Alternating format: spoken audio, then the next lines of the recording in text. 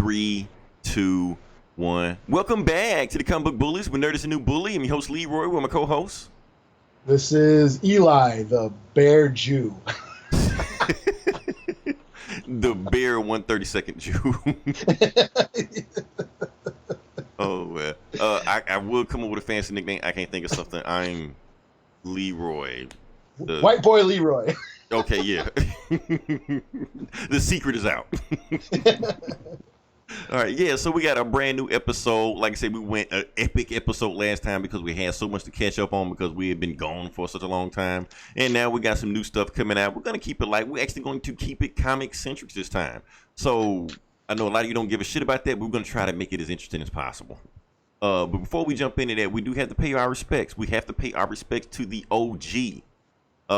Like I said, we haven't had a lot of celebrity deaths this year, not as much as it was in last year, but we have some. Yeah. And this one we do have to pay our respects to Rutger Hauer, who is like if you've seen any kind of sci-fi or action movie in the 80s, he was in there, horror or whatever, he was in there.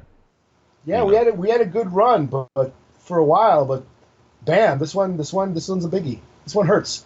Yeah, so. Had some iconic roles too, Mm-hmm. Most known role, I guess his most famous role, you would say Blade Runner, wouldn't you? Yeah, Roy Batty, Blade Runner, The Hitcher. Mm-hmm. I loved him in a movie called Wanted, Dead or Alive. Okay, now what was that about? He was a bounty hunter. It was like, it was the 80s where, we needed a new Rambo or a Commando. They wanted the male act, another Chuck Norris, another Sylvester Stallone. He had a run. Yeah. Well, he was always playing the bad guy, but this was the movie where he was the hero. Right. And he's basically a bounty hunter, and he's after an Arab terrorist, played by Gene Simmons from Kiss. Okay. It was around that time, anybody could be in an action movie around that time. Yeah.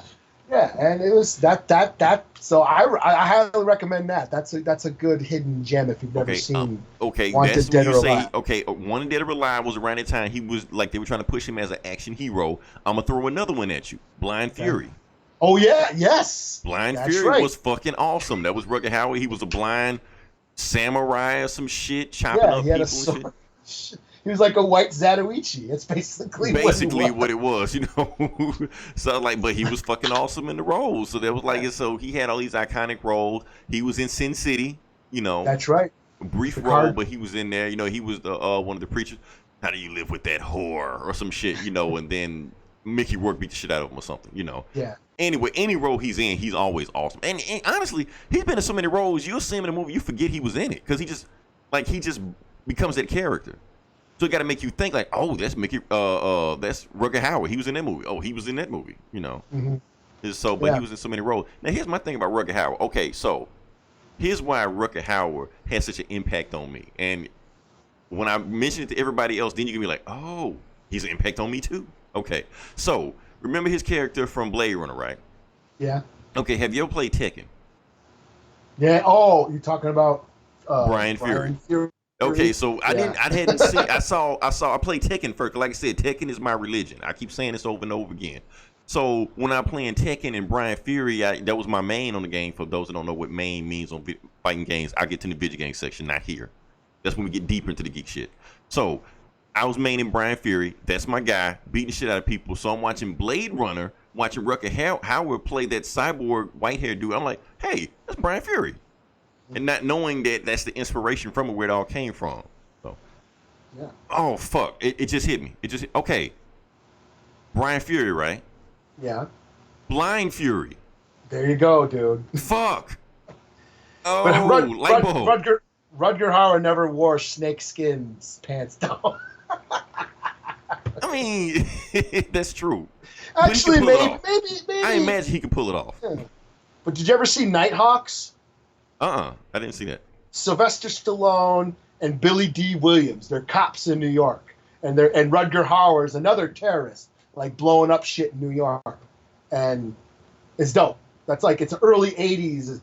It's right before Rambo. Well, he did Rambo. It was before First Blood. It was he was coming out of Rocky and shit. Okay. And Sylvester Stallone he's a cop.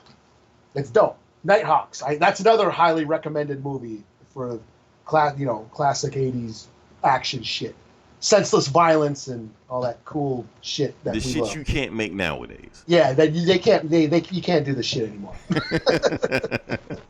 And Long live Hobo the with the 80s. shotgun. We forgot about Hobo even with a shotgun. even That's later on in that's life. like one of his more recent ones, right? Yeah, he was able to make he was the hobo with the shotgun, which was an ode to like '80s action, exploitation flicks. And Right, shits. one of those throwbacks you could put in there. Yeah. So rest in peace, Rucker Howard. You will always be Brian Fury to me. So. Can we move on to the box office numbers now? Yeah, sure. All right, let's jump into this bad boy. Like I said, really not too much movement on there. Eli, give it to me. What's the number one movie of the week? Is it Toy Story again? It wasn't Toy Story last time. Oh, what's the other Disney shit out? It was like The Disney movie, whatever Disney movie's out. No matter what it is, it's always going to be a Disney movie. It's a Disney, whatever Disney shit's out. Whatever Disney shit out, that's number one. That's a constant. Death, taxes, Disney movies. Yeah. So yeah, Lion King is number one, and in the second week, Lion King. That's yeah, what. It did 75 million. Yeah. This Holy is shit. insane. People What the fuck, man? seem to hate the movie. I'm seeing And people. I know people are like the lions look too real. Like, so you wanted a fucking cartoon? Like, Right, but it's not like they did. But it's like they don't care. They're going to see the movie anyway. yeah, like what the hell, man? I don't know. People complain. It's like Disney owns you. You can complain all you want to. It doesn't matter. Disney owns you. Just so. Oh, number two. Once Upon a Time in Hollywood. Okay. Okay. Yeah, I saw Eli, it. you saw this. I know you did. I'm going to give you a chance to double back to this, but we're just going to keep going down the road and see what we have here. Okay. So we also have Spider-Man Far From Home. Now, Okay, that's that's number not three. bad. Let's drop some news on Spider-Man Far From Home right there. So, Spider-Man Far From Home is the first Spider-Man movie to hit gross over $1 billion. Really? Yeah, it's the first movie ever to gross over $1 billion.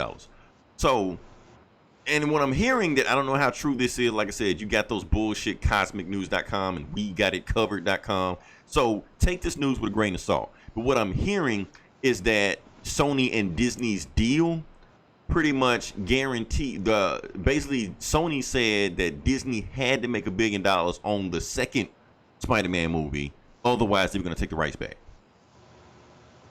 But Oh, really? yeah, that's what I'm hearing. Because now that Disney has, Sony got their movies up and running, like Venom and Spider-Verse and Silver and Black and all this bullshit and Morbius. Now they got their universe up and running. They feel confident that they can take it back.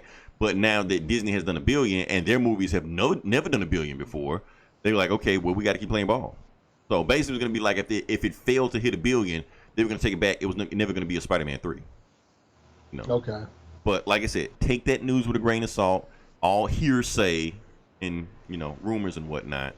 But here's the funny thing. Guess what the lowest grossing Spider-Man movie is? To the Spider-Verse? I don't know. Yep. Yeah, that's sad. That's kind of fucked up. I think we discussed this before. I think we did, but I mean, Yeah. but the numbers weren't solidified at the time yet. But now we can actually sit there and talk about it. That wow, Spider-Man Into the Spider-Verse, which may be the best Spider-Man movie, is the lowest grossing Spider-Man movie. Yeah, that's too bad. It's bad, man. It is. Number 4, we have Toy Story. Number 5, Crawl, which you gave a 6.5 out of 5 last week. We have number 6, Yesterday, that Beatles movie. Number 7, Aladdin, another live action Disney movie. Number 8, Stuber. Yeah, number 8. Hey, both of those guys in the MCU. That's pretty interesting. Okay. Sidebar. Number 9, Annabelle Comes Home. Still cranking movies out. Number 10, The Farewell. Okay. And it's interesting. Number 11, Secret Life of Pets 2. And number 12, Avengers Endgame. What the okay. Still in there. Even though Avengers Endgame comes out on digital next week. So it's there. I do want to briefly talk about Avengers Endgame real quick, because did you see the deleted scene? I saw it where Stark dies or whatever, and everyone's kneeling. Yeah. Spoiler alert. Spoiler alert, yeah. Even though they're showing it in the trailer, fucking he dies with Infinity Gauntlet in his hand. So yeah, and people basically what the for those that haven't seen the deleted scene and to be on the Blu-ray or the direct DVD or whatever, Stark dies, and for a minute everybody just kneels in front of him, to pay their respects. People are pissed. They're like, why couldn't that scene be in the movie? It's already a 3-hour fucking movie. They got to cut something. No telling what else they cut in the movie. So they had to cut something. But here's the thing, Eli. You got other people that are pissed that the scene even exists, that even saw the scene. And you know why. Why? Okay. So you got a bunch of people kneeling. It's not Woken. Well, who's the first one to kneel? Black Panther? The first person to kneel ever is Black Panther. Yeah. Oh. Yeah. Who are you saying? I thought it was Black Panther. I said Black Panther. Did Black Panther kneel? He didn't kneel. Oh, I know what you're saying. I didn't see who. That would be fucked up if Black Panther was the first one to kneel. I don't know what to be pissed off anymore. Everybody's pissed at something. If what happened, so hard what to be you woke said these days, happened, man. that would make people even more pissed if both of what we said happened. So basically, because people kneel, they said it reminded them too much of Colin Kaepernick. Oh, that's wow. Yeah. So that got them So pissed. did Black Panther kneel first? I don't know. I gotta watch it again. Now you got me curious because if Black Panther was the first one to kneel, I'm like, oh, they did this shit on purpose. Oh man, but I can't see Black Panther kneeling for Tony Stark in the first place anyway. I thought you were gonna say, oh, they got pissed off because Gamora didn't kneel or some shit. Fucking far right. But she just left. That's her thing. So they kind of explained where Gamora went, even though they said at the end of the movie where she went anyway, she disappeared. She didn't kneel. Mm-hmm. But yeah, so people are pissed because they think they were making a political statement. If you follow any of the Marvel actors' Twitter feed, they're super far left. All of them. Don Cheadle, Chris Evans, doesn't matter. So you can almost say this probably wasn't, it probably was intentional. And probably the Russos were like, hey, maybe this is going a little bit too far. Let's just cut this shit and be done with it. We don't want to make it too political. I found the scene very moving. I almost, when I watched it, I got a little lump in my throat. I was like, holy shit, is this going to make me fucking, sad all over again? Here's my thing. And then, I can't keep up with, I'm so woke that I'm getting tired, man. I need to sleep. I need a nap, man. Because no matter what you do, somebody will get pissed off about something. Yeah, man. You can't make a move. You can't do anything. Now, me personally, the scene, all the politics bullshit aside, I'm glad they cut it. It didn't need to be. It's just like you said. It's a little bit too moving, a little bit too emotional, and it's cool. But at the same time, you don't want Tony Stark's death to hit you that hard. Because what they did, and I noticed this, the musical cue that was playing when Tony Stark died, they left that in the movie. The only difference was instead of everybody kneeling, you had Tony Stark giving his own eulogy, saying that life moves on, everything's happened, I'm just glad my family's safe. So, yeah, he still died, and so instead of you being mourning over his death, you're celebrating his life because he's giving his own eulogy. He's creating his own narrative.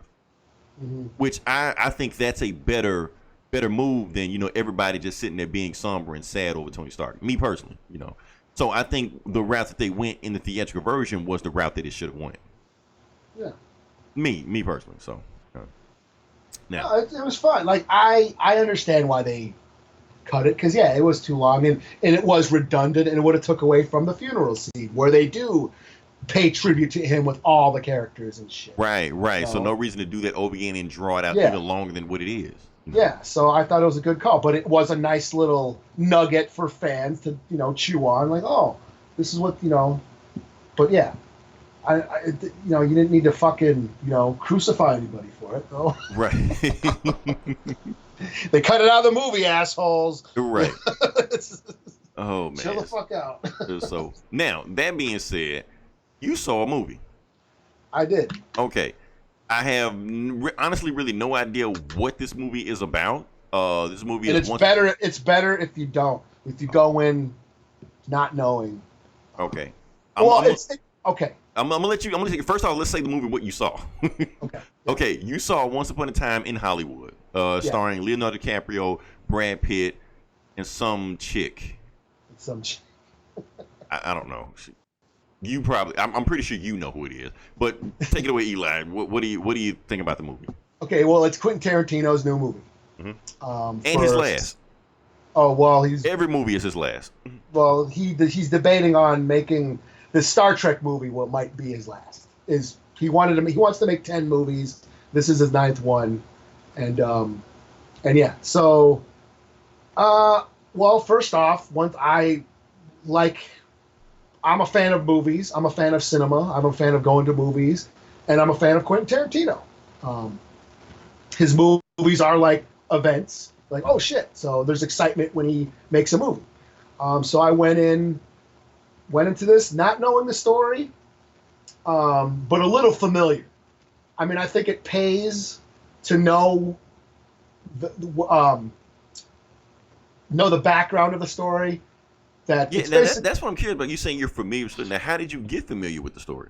Well, it takes place around the Manson murders. Mm-hmm. The Manson family, Charles Manson and his cult, and the murders that he killed Sharon Tate and another family. They went on this murder spree in L.A., in Hollywood, this psycho hippie cult. If you're familiar with the Manson murders, so if you know about that, that does cause more tension. That makes this movie a little more intense, So, but other than that, the movie is just about an aging movie star who's past his prime, and his stunt double, and they have this sort of symbiotic relationship, where he's a stunt double. He gets work if the actor gets work. You know what I mean? Mm-hmm. And he's reached it's after his prime. He's not getting the roles that he used to. He's not playing the good. He was basically a Western hero, a cowboy hero during the 50s and 60s, and now this is 1969. And the Westerns are dying out. And Westerns are dying out. America, the culture is shifting. Times are changing. America, this is no longer the 50s where it's after the, World War II. America was all fuck yeah, we're the best nation on earth. The cowboy cowboy heroes were the shit in the 50s. It was all about America being badass and conquering the West. Cowboys versus Indians. We're the baddest nation on the planet. Well, now, here we go. We enter the 60s. There's civil rights. There's women's lib. There's the Vietnam. You have assassinations of JFK, Martin Luther King, all there's Richard Nixon being a crook in office. Yes, Watergate. So there was this change in the culture, and there was a less need for the cowboy heroes on TV and in the movies. And this actor, Leo DiCaprio's character, Rick Dalton is his name. He is starting to feel the pressures of that. He's struggling with that change. Mm-hmm. And that's essentially all the movie's about, is them trying to navigate this culture shift. And that's all about. I don't want to spoil anything, because not knowing is what makes the movie so good. I actually really liked it a lot. I don't think it's his best movie, but it was really funny. It was really funny. I was laughing a lot. It has that, that witty, the Tarantino witty dialogue, and Royale with cheese. Yeah, more memorable lines and stuff like that. Mm-hmm. I had a good time with it, and because I'm familiar with the Manson murders and stuff. Mm-hmm. That layered the movie with this sort of unnerving tension. Every time you saw the hippies, you're like, oh shit.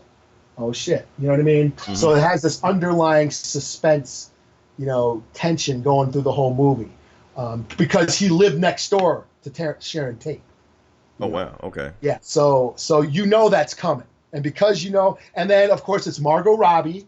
Oh, okay. I couldn't tell who that was on the poster. Yeah, Margot Robbie plays Sharon Tate, and she is basically. But the movie's not about her. Mm-hmm. It's not about her. It's not even about the Manson murders. That's just the backdrop. That's just going on in the background. The movie's about Rick Dalton and Cliff, his stunt double. So that, and I think people, I've seen a lot of controversy about this. You know, of course, the Cannes Film Festival when it was released. You know, that one journalist, you know, asked Quentin Tarantino at the press conference, why didn't Margot Robbie have any more lines? Mm-hmm. Why did she have such little dialogue in this movie? Because the earlier things I was hearing about this movie, like when they were first making it, I was hearing that the movie was going to be about her, like she was going to be the main, main character. I guess when he was like first drafts of the script. Yeah, but she's not. She's a very small part in this movie. And so when this female journalist confronted Tarantino at the Cannes Film Festival, like, why didn't you give Margot Robbie more things to do? Why is she in this movie so little? You know, and he just said, I reject your hypothesis. And then it turned into, how the internet blew up, outrage, Quentin Tarantino lashes out at feminist reporter for confronting him on his misogyny, it just blew up, Wow. And after seeing the movie, I'm like, I get what he was saying. Right. She is not the focus of the movie. Sharon Tate is just, okay. I didn't mean to cut you off, but I'm just saying, but that's his choice. Yes. That's the movie he wants to make. Yeah. It's like asking Bob Ross, oh, how come you didn't paint any rainbows? You must hate gay people. Right. It's like, yeah, he's an artist, and this is the story he wanted to make, But it's like, and I keep seeing this throughout all this weekend. I keep seeing, it's time to cancel Tarantino for his treatment of women. Oh my goodness! It's time to, it's all this shit. It's like he's sex. His movies are sexist. It's got all this. His movies are full of violence towards women and all this shit. And I'm like, really? The guy who made Kill Bill, right? The guy who made Death Proof, the guy who made Jackie Brown is sexist, right? I'm like, holy shit, man! And it's just like, oh, it's like, and they totally missed the point of Sharon Tate's character. The movie's not about her. Right. But she's in it. She's just a metaphor. She's just a symbol of the time, of Hollywood, the glamour, the glitz, the fame, the indulgence of that Hollywood lifestyle of the 60s. That's all she's just there, sprinkled in as a reminder of the times. Just like the Manson family. They're sprinkled throughout just to show this is another counterculture that ended the hippie movement. You know what I mean? This culture that are clashing against each other and bringing about the end of this era in Hollywood. And that's essentially what the movie is trying to say. It's a comment on the changing of the times. But people are missing that because they wanted to further their own narrative about what it's not even about. Yeah. They're sitting there checking boxes. Oh, Sharon Tate or Margot Robbie had so much less dialogue than all the men. They're just, getting pissed off when there's nothing when they're missing the point of the movie. Right. And what I saw from this is just me, but what I saw is like, you're right. Tarantino is he only wants to make like one more movie because he knows the business is changing. Right. He doesn't, it's a known fact. He does not allow cell phones on his film sets. He doesn't want any of his crew on cell phones. He hates cell phones. So he knows this digital age is changing the movie industry. Cinema is a dying art. And he's fighting that because he's not he's shooting like on, what is it, 35 millimeter or something? Yeah, 70 mil. He shot The Hateful Eight on 70 millimeter. Yeah, like nobody does that anymore. Yeah, they don't even make those cameras anymore. Right. So he's like the last one doing it. So he's like a dying breed in Hollywood. Yeah, and he knows this. And I think this movie is him telling us that. Like, the times are changing in this digital age where people are watching YouTube videos on their cell phones. Mm-hmm. Nobody's going to the movies anymore. You got Disney fucking buying up all the studios. Yeah. You want to know why Lion King is number one? Because there was I went to my movie theater. There's like 4 theaters with Lion King, and only one theater was showing Once Upon a Time. Right. And Disney will do that. They'll make sure all the theaters are playing. Right. Yeah, Spider-Man's in another couple. They still had Endgame. It's all Disney movies. Right. And Tarantino's one theater in the Endgame has been playing what, like 3-4 months now? Yeah, trying to beat another property that they own. Right. He knows that this is another end of an era. And what's his last movie supposed to be? Star Trek. Right. Another franchise. So this is him trying to adjust with the times. Right. So I think this movie is just a love letter to an old art form, and he feels that an art form that he loved. I mean, this is pure cinema, filmmaking. I'm glad you brought it up. It was something else that came to my attention. Wasn't this movie supposed to be on Netflix? I don't know. Or it may be another movie I'm thinking about, but I'm thinking about it was like a big budget movie with a bunch of actors in it, and everybody thinking it was going to be in the theaters, but they were like, nah, we changed our mind. We're going to make it to go to Netflix because Disney is muscling out everybody. Mm-hmm. So if you want to make money, you got to go to a different platform. I remember he was pissed off at over The Force Awakens because they fucked him out of the Cinerama or whatever, that theater there's that big theater in LA. Right. He wanted to premiere the Hateful Eight at, but Disney wouldn't take, The Force Awakens out, and it had already been out a month or whatever. Right, because they wanted to make $2 billion or something, Yeah, so I know there was that controversy, but I mean that's the thing is like, if you go listen to my episode of Geek Sabs, we go on long lengths of, I mean the press have always come down on him throughout the years for everything, for violence, for racism, for everything, and it's like, he's just an artist doing his thing. And that's the thing, like Quentin Tarantino, even when he was young making these movies in the 90s, he was making throwback movies. Yeah. Like in the 90s, he was making throwback movies to the 70s. Like even back then, the movies he was making, people weren't making then. Yeah. So you fast forward it 20 years from now, and we're in the woke era and the Me Too era, and you're like, he is a dying breed. You can say he's a dinosaur. Yeah, and he knows it. He knows. He's like, yeah, I'm going to do one more movie because, people don't give a fuck about this shit anymore. Right. And for him to, and that's the thing, I think the movie itself is a statement. I think for him to make a movie like this, to make a almost 3-hour movie that's not about superheroes or fucking CGI or any of that shit, for him to make an old school type of movie now is a statement in itself. But the fact that it's even number 2 after Lion King is a statement also. Yeah. Like, he's still moving numbers. Like, he's one of the only directors. Like, I'm looking at the poster of Once Upon a Time in China, Hollywood.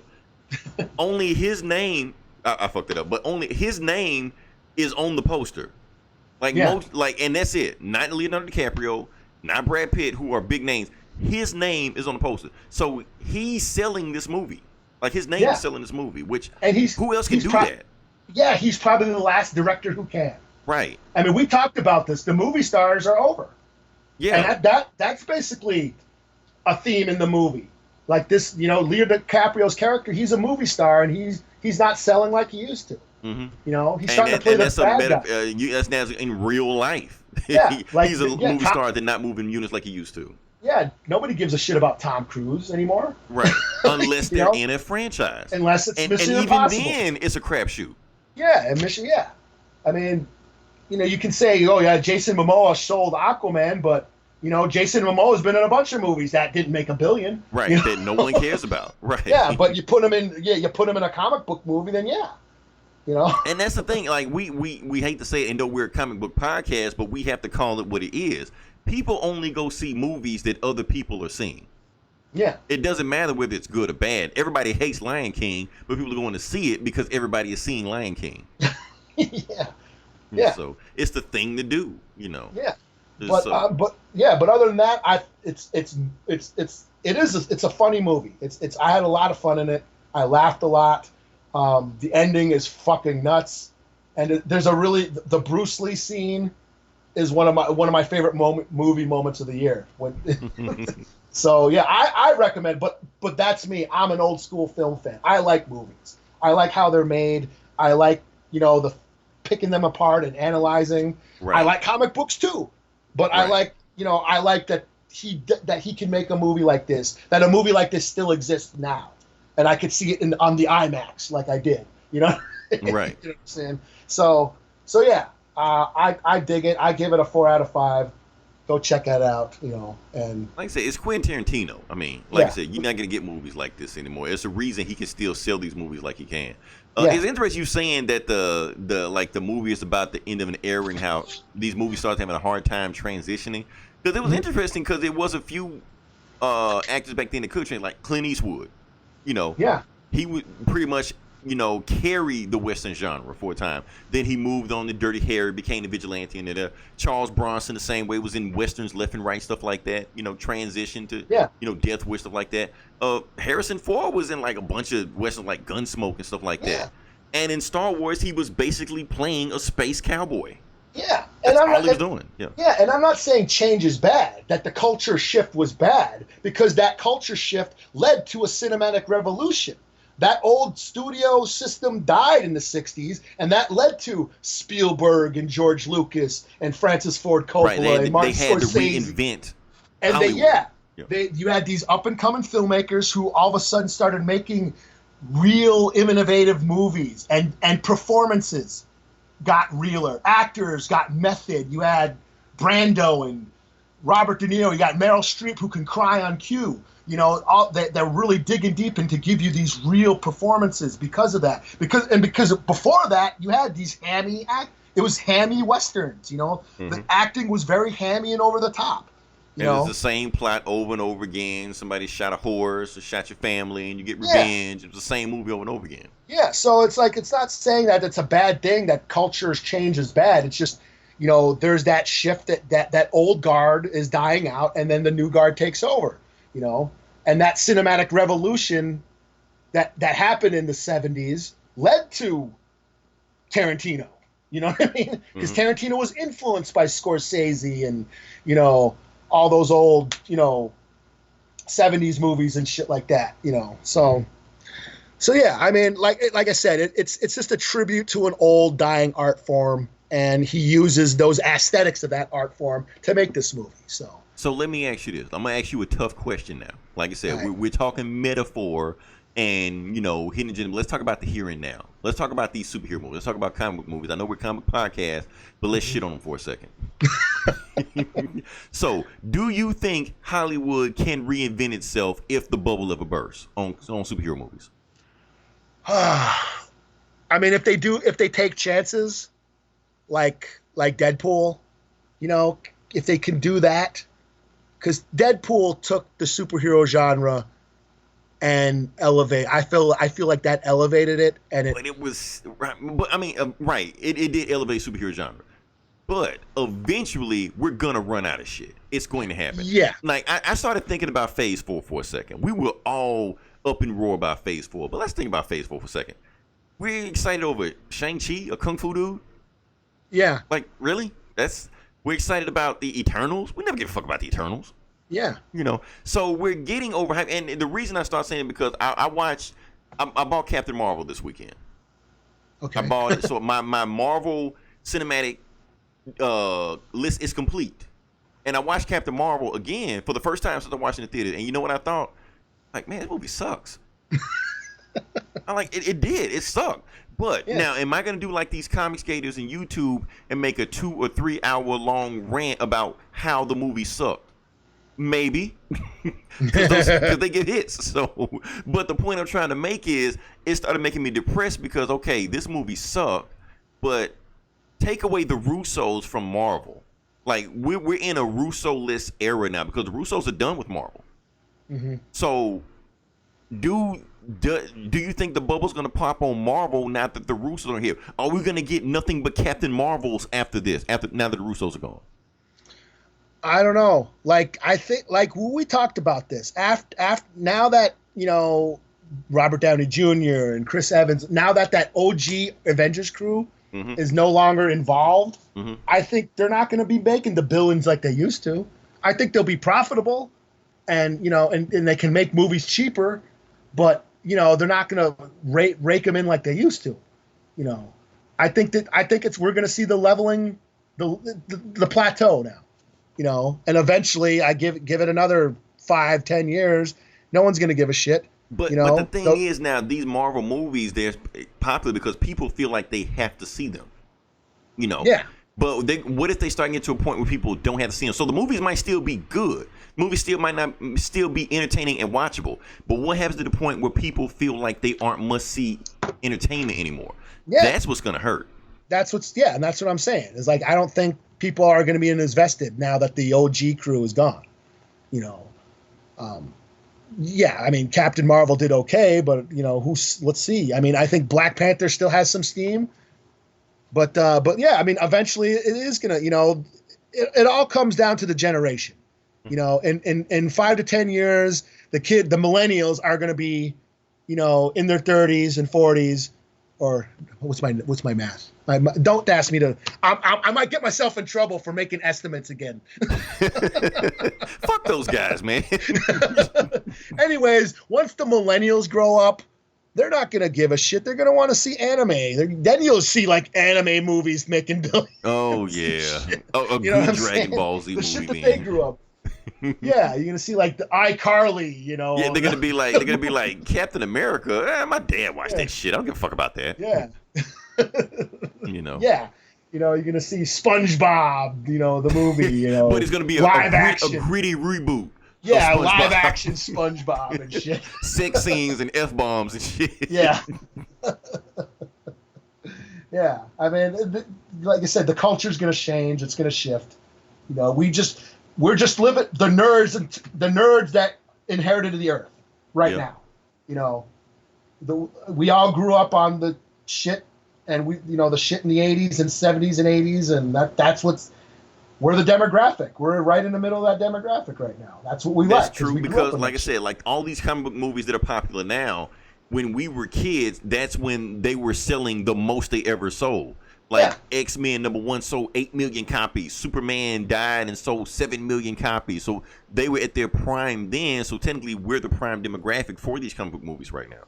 And all those filmmakers, Jon Favreau, the Russo brothers, all these, directors that are making all the Marvel movies, they grew up on Star Wars. Right. And it wasn't like Tim Burton who didn't give a fuck about these movies and was just kept collecting a paycheck. These guys are fans, Yeah. So it's just So we're just in a this is the Marvel era, the Disney era. You know what I mean? They're gonna keep buying up everything. Yeah. So, I had a bunch of other shit I wanted to talk about, Eli, but I'm gonna just pass by this shit, honestly. Because this is gonna make me even more depressed than this topic. Because it sounds like an interesting movie, but this topic just made me depressed. Yeah, I mean, that's the thing, is like walking out of the theater and the ending. Like, I don't want to spoil it, but there's like this bittersweet ending. Mm-hmm. And for me to I'm the analytical, artsy fartsy film cinephile or whatever you want to call that. I just that was really cool, but I think I know what he's saying. This is like the end of an era. What if this is Tarantino's last movie? Because he's the last director that can pull a name by himself. I mean, honestly, Scorsese can't even pull numbers like this anymore, and he's awesome. Yeah, and he makes all kinds of movies. He's known for like 3, but he made. He makes all kinds of movies. He makes documentaries. Like Steven Spielberg can't move numbers like this anymore. Yeah. Ready Player One didn't do shit. No one saw that. But they put a name on thinking he's gonna do something like, nah. Yeah, I mean, that was his attempt to look what I can do still, and no one gave a fuck. Because it didn't have, because it wasn't a comic book flick or whatever. Right. I mean? So even he's it's a dying breed. It's a dying art. But I agree with you. The culture is going to shift some kind of way, and we're going to get some new movies, stuff like that. So, yeah, I don't know. Just sad. Damn, where do I want to go next with this? Let's talk about something happy, man. You depressed the fuck out of me, man. Wu-Tang? Let's talk about Wu-Tang, man. Because I don't want to talk about any of that other bullshit I was going to talk about. Let's talk about Wu-Tang. Okay, you tell me about what's going on with Wu-Tang, because I kind of halfway know, but I really don't know. Well, I saw this trailer. Like Hulu is making the Wu-Tang Clan story or biopic. Okay. On the Wu-Tang Clan. So I was like, okay, cool. Okay. I'll watch it. I like Wu-Tang. Yeah, I mean, are they saying it's going to like a movie or like a miniseries or what? I don't know. I'm not sure. Is it a movie or a miniseries? It doesn't say. It just said on Hulu, available on Hulu or whatever. In like August. I would have preferred, and that's the thing. I would have preferred like a live act, a live movie, a theatrical movie for that. But they may be feeling the same way. It's not a superhero movie, so we can't do it. Yeah, we'll make more money putting on Hulu. Yeah, because it was. Hey, I mean, it wasn't the greatest, but I had a good time seeing Straight Outta Compton in the theater. Right, but that was saying that's how fast the movie industry has moved. Yeah, Straight Outta Compton did great then, but maybe wouldn't do those same numbers now. Yeah, yeah. I mean, shit. Wasn't there a Tupac movie that? Oh, that movie fucking sucked, man. Yeah, I didn't bother seeing it. But So, I would see a Wu-Tang movie, you know. yeah, I would see a Wu-Tang movie live at. I mean, you know, in the theatrical version. But like I said, if it's a mini series where they can like really dive deep into it, maybe that'll be better for it. Yeah, that would be cool. You can really get into characters like really. I mean, because there was so many members. It's not like one guy, you know. Yeah, I mean, there's like 9 members and shit. Right, you got to like really dive into it, find out where these guys came from. I watched the behind the music on Wu-Tang. It's an interesting story, you know, especially the way they changed the music industry, changed hip hop, changed New York rap, all the stuff like that. It needs to be a movie, so it's very interesting on what they did. So I'm interested to see what they do. To be from Staten Island to like the forgotten borough of New York, and you know, and to just come out and to just because what they did, no one was doing at the time. Right. To No one was. Everyone was all doing that. The Black Power, Afrocentric. Tribe Called Quest. All that. Queen Latifah was that. That's what I meant to say. We need to do some house cleaning real quick. Okay. Last week you said PM Dawn. PM Dawn, yeah. There's no way it could have been PM Dawn. I think you meant to say De La Soul. That song you played was PM Dawn. Right, I know. But when we were talking about songs to just mellow out to, hip hop songs to mellow out to, I think you meant De La Soul, not PM Dawn. Because I still think PM Dawn fucking sucks. Well, yeah. Or Tribe. Tribe is awesome. And that's why when you said Tribe, I'm like, okay, if you say Tribe, you got to say De La Soul also. I'm thinking both of those, but whatever. Yeah, they were from that whole. They were from that whole clique. Yeah, I can't remember the name of it. They had a name. Yeah, De La Soul, Fushnikins, that whole. Leaders of the New School, Busta Rhymes, all that shit, all that, but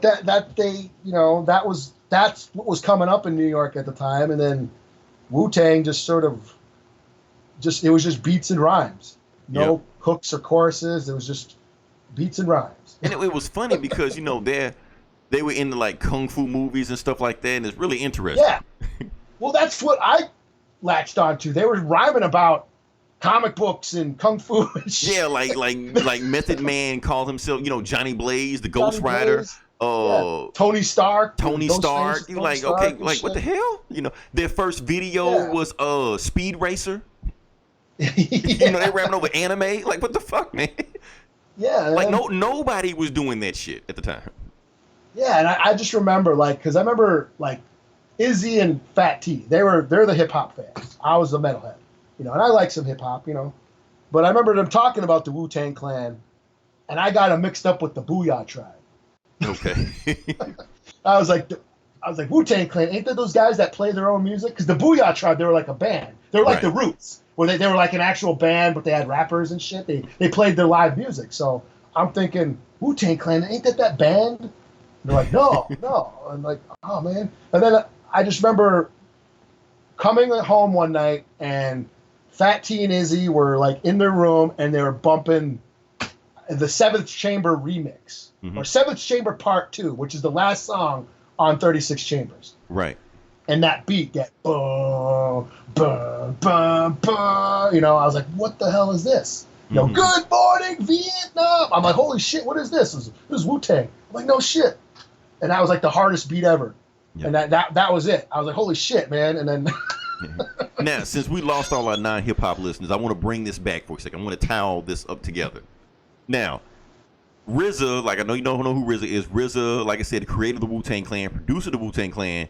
He scored the musical soundtrack to Kill Bill Volume 1. Yep. Yeah. As a matter of fact, a bunch of movies also, but I know for a fact Kill Bill Volume 1. So we listen to the soundtrack, all the RZA, all Wu-Tang. So, because Wu-Tang love the babies. So yeah, can we move past that? Yeah, I'm interested. I don't know when it's coming out, but I'm interested in seeing that. We'll go from there. Now let's move on to the video game section. Let's get into it. Now, somebody called me up and told me that there was a Fortnite tournament today. Okay. Yeah, I was like, I don't watch. Did you go? I don't give a fuck about Fortnite, man. Now, one thing did interest me though that I think the winner won like $3 million. I don't know if that's true or not, but Oh, that's what jeez. somebody told me. Holy shit. Yeah, it's for these tournaments are like big things, you know. Especially since Fortnite does like $1 billion a year, and it's a free fucking game. I don't even know what the fuck. Where do you get the money from? But I don't know. But they got enough money to pay. I don't know. I'm like I said, I'm throwing $3 million out there. Somebody just called me and told me that because they assumed I'm into Fortnite. Because you're nerdy. You like everything. Like, no, I don't like everything. Some shit I just ignore. Fortnite is one of those, you know. It's like Pokemon. Like, don't call me for no fucking Pokemon. I don't give a shit about that. I put Fortnite in that same category. I'm a fucking grown man. I pay bills. I don't give a shit about Fortnite. Let my little nephew and his friends play that shit. So don't call me about no fucking Fortnite. Now, that being said, let's move on to the fighting game tournament I'm excited for next week. So, Okay. Eli, Evo. Okay. I know you don't give a shit about Evo, so let me break down Evo to you. Even though I don't give a shit about Fortnite, I give many fucks about fighting games. So what they do every year around this time, Las Vegas will host in Mandalay Bay this huge fighting game tournament where like all the fighting game tournaments are going to be there, and it happens next week. And I'm just going to give a rundown of the games that are going to be there. The number one game that's going to be there, and like I said, it's all fighting games. It's a fighting game tournament. Number one game is going to be there is Smash Brothers. For some reason, that is the most popular fighting game on the planet right now. I don't know what the fuck it is. That is weird. But hey, love it. That's just like Mario versus like. That's exactly what it is. That's yeah. exactly what it is. So it's gonna be a bunch of like little kids in here playing that. So we're gonna get them out the way, and then we're gonna get to the real stuff. So Smash Brothers for the little kids first. Then we get to Street Fighter 5. That's my game, the one I play. If I was gonna jump into it, I'd get in there. Tekken 7, like I said, my religion. That's the next one. Samurai Showdown, old game, came back. Mortal Kombat 11 is going to be in there. Yeah, my brother brought that up. That's fun. Yeah, well, it's a new one, you know. Yeah, he's got it, and we were playing it. It's fun. Cool. I've been thinking about getting. I'll see that. Okay, Under Night and Birth. I don't know what the fuck that is. I might be fucking the name up, but who cares? That's the next one after Mortal Kombat 11. Dragon Ball Fighter Z, which is weird why it's so low because actually last year it was the top game. Okay. Now it's low. I'm thinking it's something to do with Namco, like the people that own the game. They don't want tournaments like running the game because they don't want the profits getting cut into it, something like that. So they haven't been advertising the game much as they want to. Matter of fact, it's almost like they pretty much like killed the game. But they're just doing it because it's still popular enough that they can still make it an Evo. Soul Calibur 6.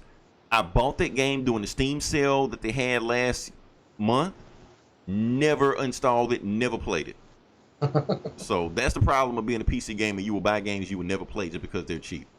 And Blaze Blue Cross Tag Battle. I think I might be saying it wrong. Whatever. So those are Evo games. The games that I want to be in there, not going to be in there. I want to get Injustice 2. Injustice 2 is dead, so can't play that. That's the way things are. Next week I'll be doing I'll probably do a whole live broadcast about Evo. I'm going to do that. I didn't do it last year, but I'm going to do it this year. I'm going to make a big thing about it. Okay. This is on ESPN? I don't think it's going to be on ESPN. It was on ESPN like 2 years ago. ESPN dropped it. I will check to see if ESPN will be on it again, you know, because I love people when people get pissed off about it. You know, I want to see some baseball. What the fuck these fat Asian nerds on here playing Tekken for? You know, I love those tweets. So hopefully that shit will happen again. Let me say, can we move on to the meat of the podcast? Sure. Okay, this is the part I wanted to get into. So for those listening to Comic Bullies, this is where we jump into when we talk about comic books. And we got a lot of stuff to go on today because a huge book dropped this week. And it's weird. It's an X-Men book. Yes, it's the 90s all over again. Lion King is #1 in the theaters, and we're talking about X-Men. And so there you go. Yeah, so we're here. The name of the book is House of X. And Eli, for the love of God, I wish you had helped me read this book so you could help me break this book down. Because I wouldn't have been any help. Because Jonathan Hickman, who's that? Jonathan Hickman went balls deep into this book. Yeah. I was just like ease it in, Jonathan Hickman. Just the first book. You know.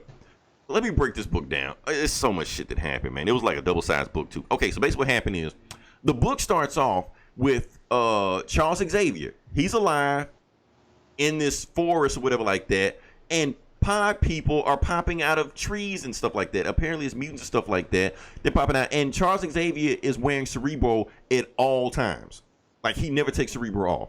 And while these mutants are busting out of these pods, crawling to him from this tree, he's saying, "To me, my X-Men." We don't know what the fuck's going on, but anyway, we cut on something else. So apparently, for the last 2 years, the mutants, the X-Men have all collected. So now every mutant on the planet is an X-Man now. They no longer fight each other. They're all united. They all live on this island called Krakoa. Krakoa has some deep X-Men history, which I'm not going to get into right now. I might break this shit down later on, but I'm not going to get into it right now. They all live on Krakoa. Krakoa is a mutant island they all live on. And the thing is, they've learned how to take plants and put them all over the world, on Mars, on the moon, and stuff like that. And every mutant can pass through this portal. Only mutants can pass through the portal. It can recognize if you're not a mutant or not. So if you're a mutant, you can travel and teleport anywhere from Mars to Krakoa on Earth. And Charles Xavier, through Cerebro, he wants the mutants to be recognized as their own state, as their own nation. And he has a mutant conference with the UN, and he wants them to meet them at a certain place where they're going to take them. So they meet one of the Stephen Cuckoos, and the Stephen Cuckoos take them a place, and then they get introduced to Magneto. Magneto is their ambassador through Krakoa, or the areas that they're allowed to go to. So Magneto takes these ambassadors all through the place, and the ambassador's like, okay, yeah, this is cool, but when are we going to see Krakoa? I'm like, never. You'll never see Krakoa. No human is ever allowed to even look at Krakoa. That is mutant utopia right there. You're allowed to visit every other area: Atlantis, the Savage Land, Mars, the moon. No Krakoa. You can't see that. So, but we get a chance to see Krakoa, and Krakoa is this utopia we accept. Wolverine is in the book for 1 page, and the only thing we see Wolverine doing is playing with some kids laughing. That's it. I'm like, that's weird for an X-Men book that Wolverine does nothing. While we're doing all that, we cut to Damage Control. And Damage Control has Mystique, Toad, and Sabretooth breaking in, stealing intel because, Tony Stark and Reed Richards run Damage Control. So they're stealing intel from them. They get out. They get caught by the Fantastic Four. Everybody happens to get loose except Sabretooth. Sabretooth get caught by the Invisible Woman, and they caught him. So before they can go out, Cyclops comes out of the portal because, mutants can go wherever they want to. And he just has a nice conversation with the Fantastic Four. Hey, Reed, how you doing? Thing, you just got married. Mazel tov. Invisible Woman, you lost weight. Having good times. All of a sudden. Okay, now Sabretooth, let me get him back. And we were like, no, you can't have him back. He belongs to us because he was breaking into our facility. He was like, and Cyclops was like, Reed, you're a smart guy. You know what amnesty means. He was like, yeah, I know what amnesty means, but that doesn't mean you're getting him back. And Cyclops, okay, well, that's how you want to play it? And Reed's like, yeah, that's how I want to play it. Okay, you can have him. I'll leave. We'll go about this another channel, and I'll talk to somebody else, and we'll get Sabretooth back that way. And Sabretooth's like, what the fuck, Cyclops? Fuck you, you come get me. It's like that. And then Cyclops just waves bye to the Fantastic Four family. He was like, oh, and your son, Franklin, when he's ready to embrace his mutant heritage, let him know, we'll get him the codes to record, and he can come live with us. Throwing shade at them because, Franklin's the most powerful fucking mutant over there. Oh, also, Jonathan Hickman has a list of Omega mutants. Can I read the list off to you? Do it. Okay, hold on. Let me pull it up. I found this very interesting. I don't want to read this off the top of my head. Oh, shit. Did my Chromebook die? Fuck. Fuck, man. Okay, I can't read it to you. Anyway, let me go on with the list. Okay. Oh, it's back on. Cool, it didn't die. Okay. I love you, Chromebook. All right, where is my Omega? Well, let me continue on, and I'll read the Omega level list later on. So, by the sun, now here's the thing. The humans are fucking pissed because the mutants are becoming too powerful. The mutants have been recognized as a nation, recognized as a state. Professor X can enter anybody's mind anytime he wants to, talk to people anytime he feels like it. The mutants have their own language, have their own code, have their own portals. They can do whatever the fuck they want to. The mutants are multiplying at a rate. They're saying in 20 years, the mutants will outnumber humans on Earth. So the humans are pissed. So the humans are actually building sentinels by the sun over by Mercury because they don't want the mutants to know about what the fuck they're doing. They see an Omega Sentinel and Shield, AIM, Strike, Alpha Flight, like members of them have all created one organization called Orchis, specifically made to deal with the mutants in case they get out of trouble. And what they're doing, they have a master mold over by the sun. Does that stand for anything? Probably. I don't. It's Hickman. I'm pretty sure it does. So, but they have a master mold, and master mold, like anybody read the old Stan Lee Jack Kirby X-Men comics, master mold is specifically made as an AI, specifically made to just crank out Sentinels left and right. So they're building Sentinels, but not like regular Sentinels, Omega Sentinels. So when the mutants get too up their ass, they're gonna fuck some shit up. But overall, really wasn't too much fighting in the book. That's pretty much it. And the last thing that happens is Magneto takes the ambassadors to Jerusalem. Like he took them all over the place, and last place he took them to Jerusalem. And then he asked one of the Stepford Cuckoos, okay, what did we learn? And they pretty much read all the ambassadors' mind. Like none of these guys are ambassadors. All of them are plants. They're fakes. Some of these guys are here because they want to hear what you got to say, and they do want to make trades with you, but not for their countries, for their business, so they can make side deals with you. Some of these guys work for Orchis, and they're here just to spy on you. Oh, and some of these guys are here to see what kind of military weapons you have and stuff like that. Matter of fact, this guy's got a gun on him right now. So Magneto, I already knew about that. So Magneto flicks his finger. The gun just destroys itself just automatically. He was like, I didn't mean to, I wasn't going to shoot anybody. He was like, oh, I know you weren't. That's what Magneto said. Because now look, I understand that you guys don't like me because I'm Magneto, but Charles Xavier is trying to show y'all some brotherly love. But let me make something very, very clear to you right now. I brought you all to Jerusalem for a very specific person because you humans, you understand symbolism. You understand religion. You understand what Jerusalem is. So make this clear. The mutants are your gods. And that's how the book ends. So I'm like, okay. Cool. So I like to, let me read off okay, I found my Omega list. Now, here's the thing I like about this book. Like I said, and I'm pretty sure there's some shit I left off in here, but Hickman is throwing so much stuff in here. He's planting seeds about what he's doing, and I like where he's going with this because he's establishing basically everything that we were scared the mutants, well, not we were scared, but the humans were scared the mutants would do. They're doing it. And it's not just Magneto. All of them are on board. Cyclops, Professor X, Magneto, they're all on one page, and they're taking over the planet. They are becoming the dominant species, even though they're not. They're basically saying, you humans, we're giving you the planet. We're letting you have it. We're just taking our little small portion right here, but eventually we're going to take over everything anyway, no matter what you do.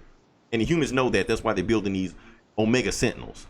So, and basically and that's the thing, like Jonathan Hickman is doing something different than we've seen with the X-Men. The X-Men are no longer black people. The X-Men are no longer homosexuals. He's putting it, we're past that symbolism. We're past that metaphor. They're gods. They're religions. They're what we expect them to be. It's kind of like they're making like the Justice League of DC. They expect, but it's weird seeing Professor X being on board with all this shit. But I guess we're getting different characterizations of them. So let me give you the Omega level mutants they have. It ain't a whole bunch of them like we thought, like fuck Gambit, fuck Multiple Man and all that bullshit like that. Those are no longer Omega mutants. They have a specific list. So the list is some guy named Monarch, who's a reality warper. Iceman, of course. Somebody named Elixir, I don't know what it is. Jean Grey, Legion, Magneto, Proteus, who's also a reality warper, who I thought was dead, but maybe he's not dead. Mr. M, don't know what it is. Storm, Exodus, an old guy from the 90s. Kid Omega, he was in that Avengers West Coast book we were talking about, but that's neither here nor there. Franklin Richards, like we said before. Vulcan, who is one of Cyclops' sons, and Hope, who is Cable's daughter. So all those, just that list, that's it, the Omega level mutants. Anybody else says they're not Omega. So that's it. Overall, like I said, so much to pack on this book. Hickman and here's the thing, I read the book twice. I read the director's cut of the book. The first time I read the book, it was actually kind of confusing because Hickman doesn't give you all the details, but they have his script at the end of the book. So I read his script, and it actually gave more detail about what the hell was going on. Like, oh, what? I didn't have that shit explained in the story. That would have made it more fleshed out. So overall, like I said, Hickman It's going to run. I know how Hickman is. Every book is going to be this dense, so you have to keep up with every single detail, because when the payoff comes, it's going to hit hard and it's going to be some insane, crazy shit. That's how Hickman writes his book. And like I said, Hickman is on another level than what everybody else doing right now. Like every other comic book writer, the best they're trying to do is they're just writing a movie script. That's all they're doing, because they know there's no money in comics. They're writing a movie script in a comic book form so they can sell it to movie, or hoping Marvel or DC can make it a movie, something like that.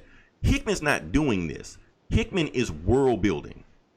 Every single panel in there was like, Hickman is creating a whole new, like, he's on some Tolkien shit right now. What he's doing with this stuff right now. In just this one book, you can see everything he's doing and the world he's building with this. We haven't even gotten to the other book he's doing, Powers of X.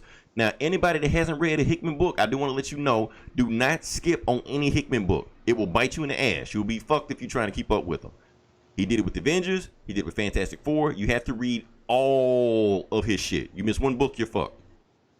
So definitely read Powers of X to come out next week, and we will go from there. Like I said, it was a lot to unpack with this book, Eli. You can wake back up, because I'm gonna let you take back over and you can do the next review. But overall, I'm gonna give the book a 4.5 out of 5. Read them, give 4.5 out of 5. I can't give it just a 5 out of 5 like every single body else doing, and I know for a fact Comic Cast doing it also. Reason I can't do that, because Hickman, as much as he crammed into this book, his script was a lot more fleshed out, and those details could have been put into the main book also, where I didn't have to read this twice to really catch everything that was going on. So that's my thing. So yeah. All right. All I got. Cool. Damn, that was a long ass time. Right. Yeah. Take a breather. Nah, man. All right. Well, I guess I'll go. I got Guardians of the Galaxy #7. A book I had no idea Donny came Cates, out. Yo. Yeah.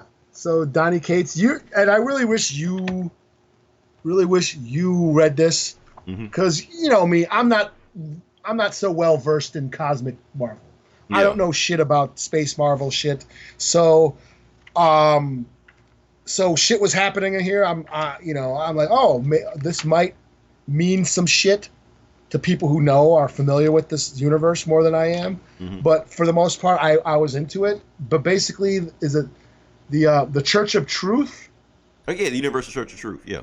Yeah. Okay. So you know who these motherfuckers are. Oh yeah. They worship like the Magus, like the evil version of Adam Warlock. Okay. Okay. All right. So the Nova Corps, they stumble upon this big giant ass ship, this like flagship, like of the church. It's like this big giant temple. Yeah, and it's powered by their faith. Yeah. It's like this big giant church cathedral on top of a giant, like planet-sized ship. It looks just huge, you know. And they're basically like, you know, hey, you guys got to come out or whatever the fuck. And then this the leader comes out. I forget their name. Do they got a leader? I don't know. Someone in a cloak comes out. They always get killed in something like another person. Was it a chick? I think so. Time. And they're just, and there's like, you know, you guys got to stand down, or we're gonna open fire or whatever. And she goes, have faith. And then the ship lights up. That big giant like rune symbol lights up on the ship, and basically, I think converts them all. Converts them to the Church of Truth. Yeah, it's like this big, all these like laser beam tentacles come out and start like wipes out the whole all the Nova Corps, and they start turning into, they start saying have faith and all that shit. I do want to like, say so this, like converting them to make everybody, you know, put in perspective. Like the gold people in Guardians 2 were kind of based off the Universal Church of Truth. They weren't exactly them, but they were kind of based off them. Yeah, and did they have a different name? What were they called? I forgot the name. Sovereign. Yeah. They were called the Sovereign. The Sovereign, yeah. But they were basically reminding me a whole lot of the Universal Church of Truth. Yeah, and that's what I was kind of thinking. This reminded me of Guardians 2, but I couldn't remember. But so anyway, so after that happens, that's like the intro. We cut to the Guardians. They're on their ship, and then they get a transmission from Star-Lord's dad, Jason. Know him? Yeah, leader of the Spartans and all that shit, yeah.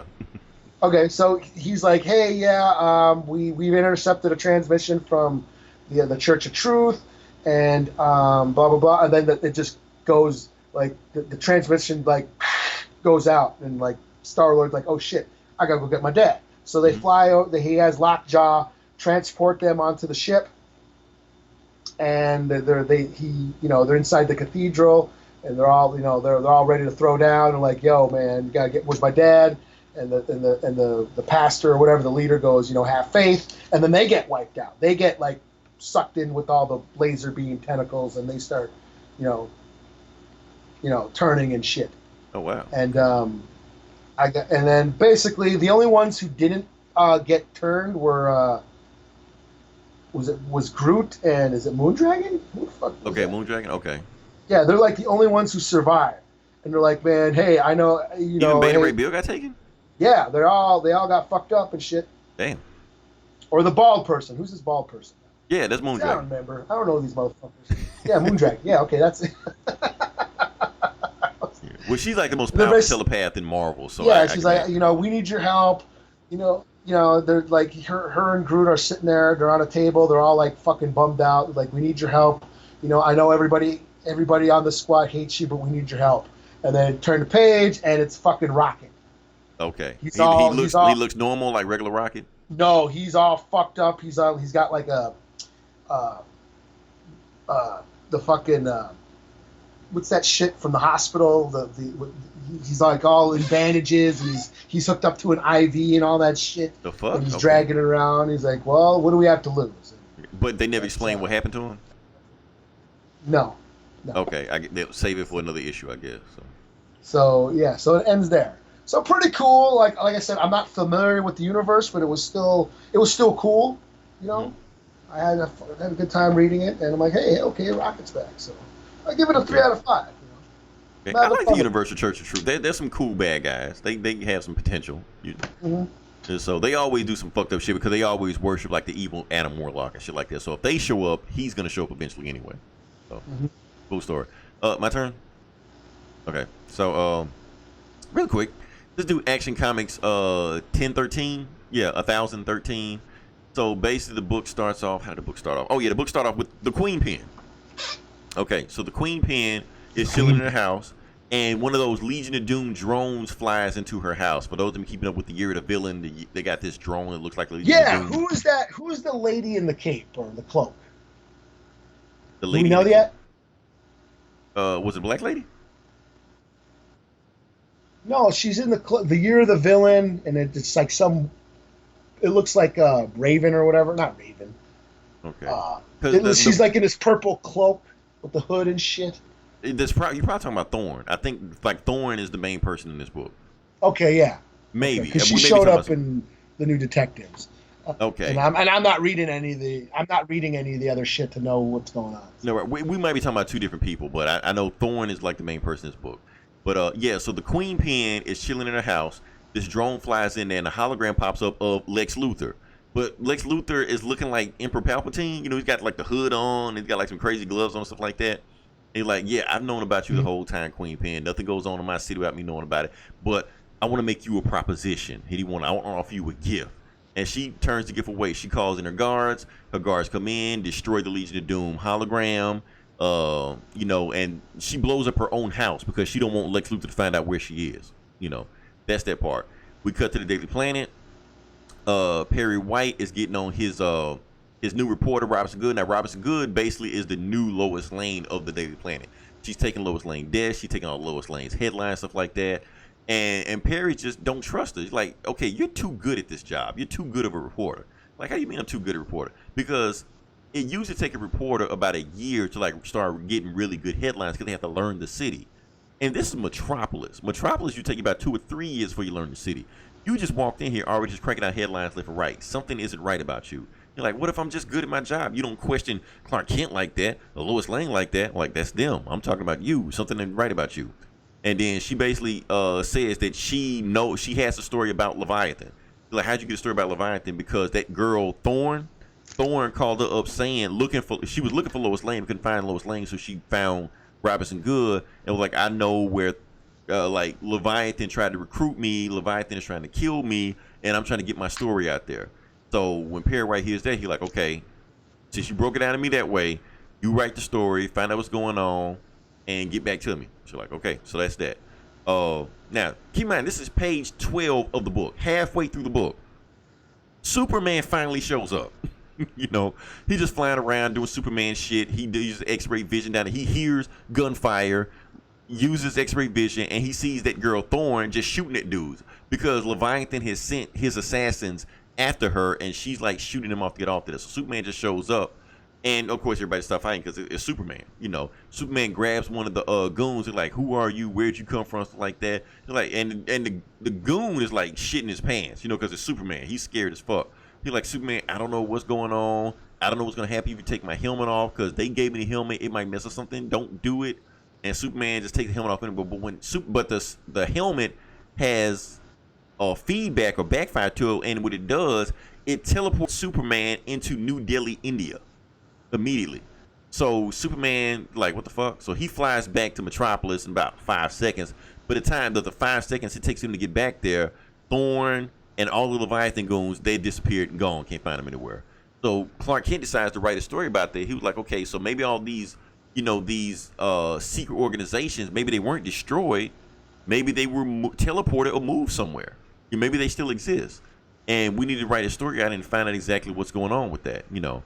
So Robinson Good is on the story too, but she left for the day because, you know, she's a secret supervillain called the Red Mist, where she turns into smoke and shit like that.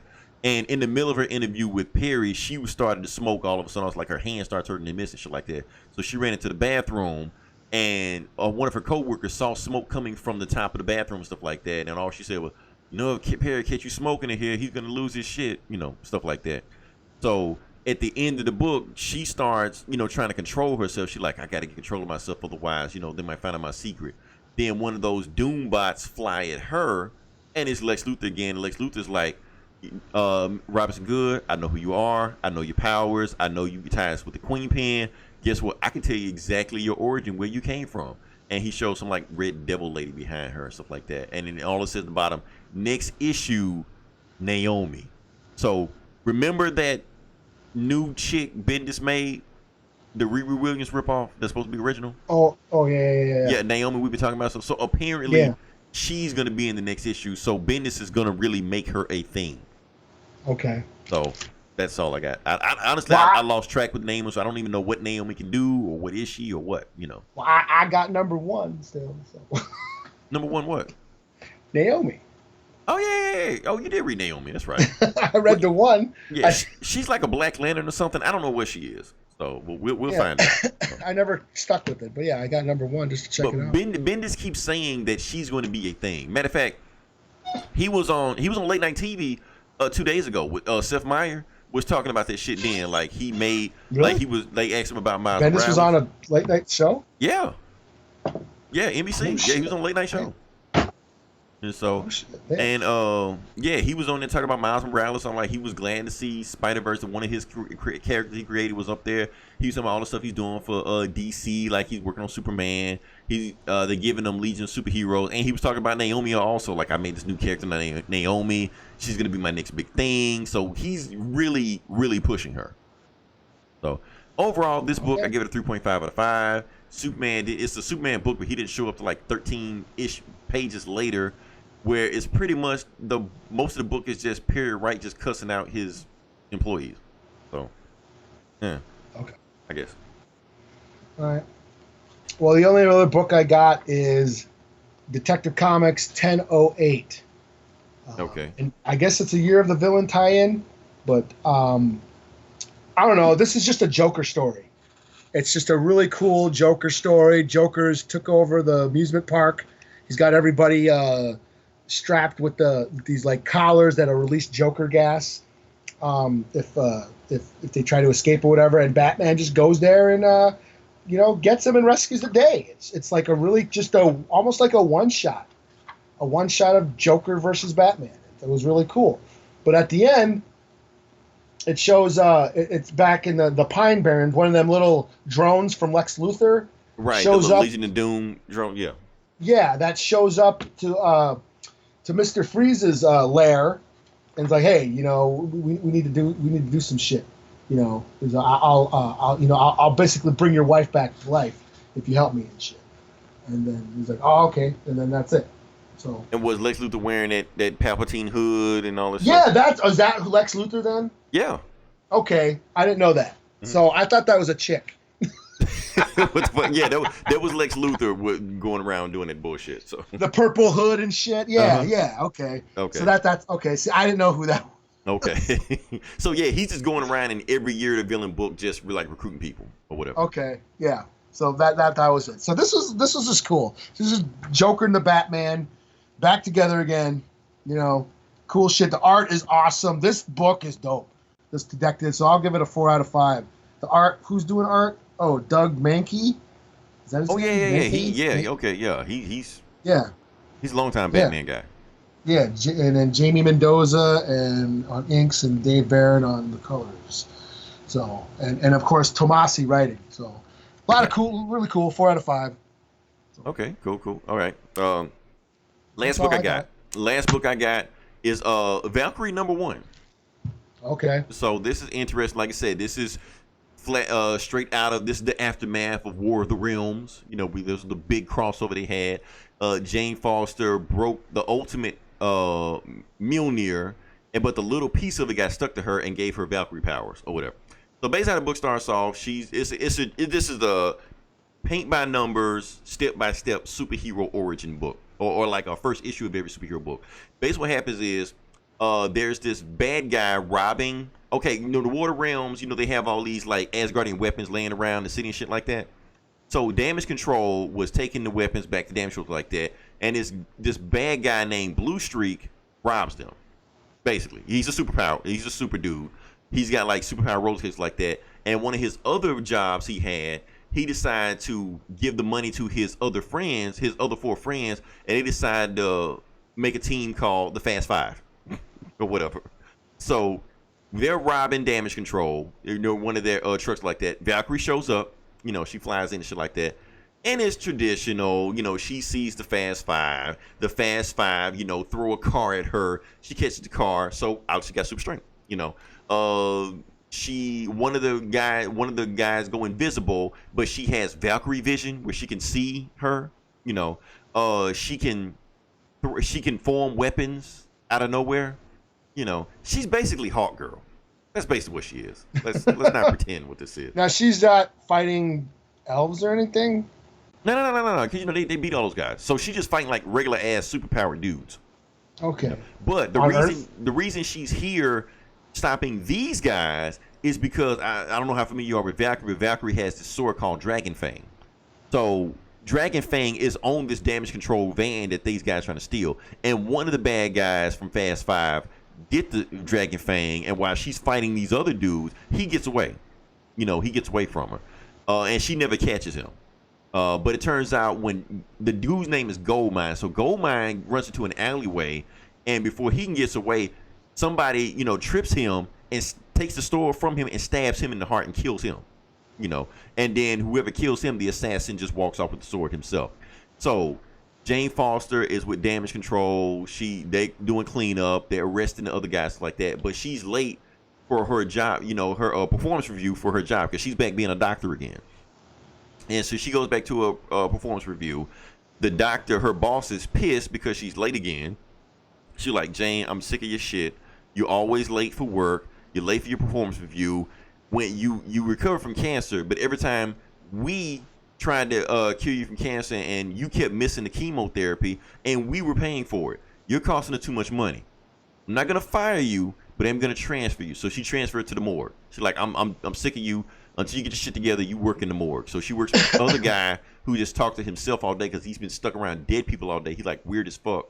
Can't remember his name Montgomery or something like that. But anyway, he's working on a new case, and the body that he pulls out is the body she recognized as the supervillain named Goldmine. She's like, oh shit, I know who killed him.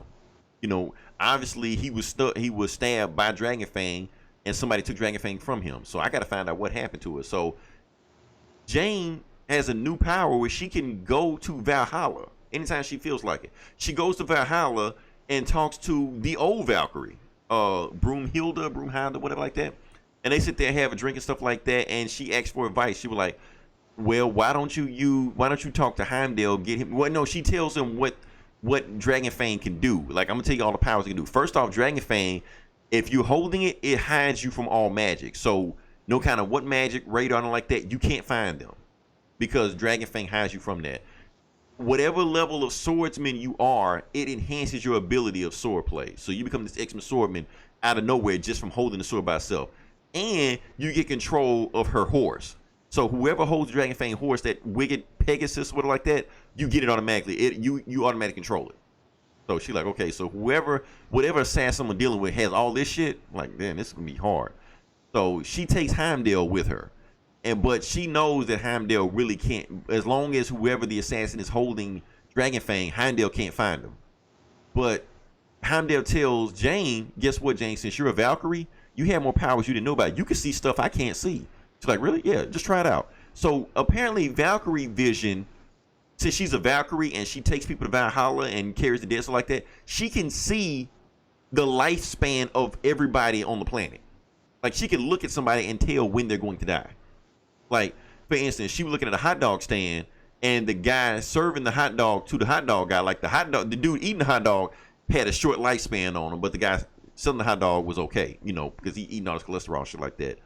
Then Heimdall's like, see, Jane, I told you you have these superpowers. So she looked back at Heimdall, and Heimdall got this big death symbol around him. So she like death is like 5 seconds away from you. Like, oh shit, Heimdall move. He's like, oh. And then as soon as he say anything, bam, he gets stabbed by Dragonfang. And then she finds out who the assassin is. The assassin is Bullseye riding a Pegasus. And she's like, oh shit, well, I can't see no death sign. And Jane just thinks to herself, I can't see no death sign over at Bullseye's head. And then she pulls out her sword, at least not yet. To be continued. And that's the book. So pretty much a standard run-of-the-mill, paint by numbers superhero book. Your bad guys show up. You show the powers. You show the secret identity. You show the supporting cast. You show the cliffhanger at the end. It's standard, I will say this: the art was pretty awesome in that one. It was a pretty fun read. Comic skaters hate this book, because they're saying Marvel is still being woke. How is Marvel being woke with this? How are people pissed off about this? She's no longer replacing a man. She's replacing a woman. So how is this woke? How's this SJW?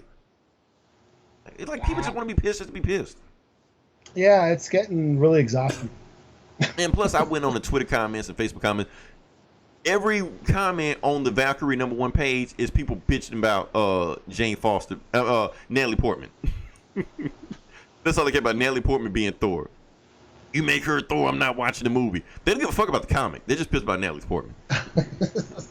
So overall, personally, I'm gonna give the book a 4 out of 5. I do want to read the next issue. I want to see what Bullseye riding a Pegasus does with fighting Jane Foster. That sounds interesting to me. So, and like I said, Jason Aaron, he delivers. I mean, he does. You can say what you want to about the character, what he does with Jane Foster, but he delivers on book. I thought War of the Realms was gonna be like a shit book. It was actually pretty fun. What it was. So yeah, that's all I got. Shoot, you got anything else? Nah, I'm good. Cool. Okay. Like I said, that's all the books we got. The podcast didn't turn out the way I wanted it to. I had some other topics I want to talk to, but we kind of got depressing after a while, so I just let it just go. We went with the flow. No. Definitely listen to our other podcasts. We have Geek Savs. Listen to Comic Cast. I know they're talking about House of X also. I'm curious to see what they have to say about it, how they break the story down. Gomer is a big X-Men fan, so I want to see what he got to say about this.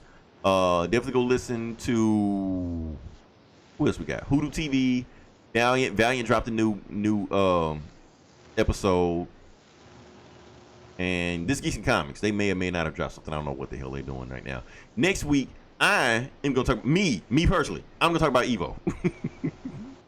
Eli is going to sit back and smoke a cigarette, probably fix a sandwich, may take a shit during the podcast while I'm doing all this. I might watch the rest of The Boys, because I watched episode 1. We didn't talk about The Boys. Like, oh, damn. Yeah. We're going to talk about next week. Next week. I only watched one episode. I may watch The Boys too and add something to the conversation. Yeah. I don't want to feel left out. He's just talking. We'll go from there. I will say episode 1 was like, whoa, holy shit. Okay. It was some crazy shit. I'm like, okay. My interest. You got me. I will watch the second episode, and it's that. And next week is gonna be the last episode of Swamp Thing, man. That's gonna be fucked up. Oh yeah. And the last episode of Legends of S.H.I.E.L.D. for the week. But I'll talk about all this shit later on. Oh, okay. Yeah, until then, this is Leroy, This is Eli. and we'll talk to you next week. Same bullet time, same bullet channel.